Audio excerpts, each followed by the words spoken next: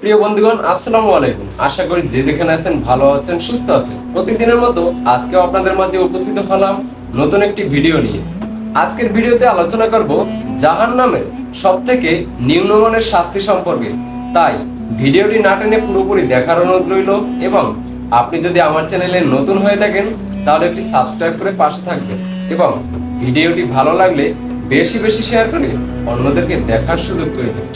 হাদিসে এসেছে, সাহাবী নুমান বশির ইবনে রহমাতুল্লাহি আলাইহি হতে বর্ণিত, তিনি বলেন, রাসূলুল্লাহ সাল্লাল্লাহু আলাইহি ওয়াসাল্লাম বলেছেন, জাহান্নামীদের মধ্যে যার শাস্তি সবথেকে হালকা হবে তার শাস্তির ধরন হবে এমন: তার পায়ে আগুনের দুটি জুতো থাকবে এবং জুতোর বেল্টগুলো থাকবে আগুনের দেয়া।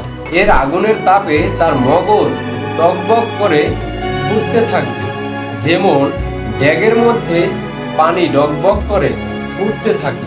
লোকেরা দেখে মনে করবে এর চেয়ে বড় শাস্তি আর কিছুই নেই, অথচ এ শাস্তিটাই হচ্ছে সব থেকে হালকা শাস্তি। প্রিয় বন্ধুগণ, আশা করি জাহান্নামের নিম্নমানের শাস্তি সম্পর্কে বুঝতে পেরেছেন। আজকে বিদায় নিচ্ছি, ফিরবো নতুন কোনো ভিডিওতে। ততক্ষণ পর্যন্ত ভালো থাকুন, সুস্থ থাকুন।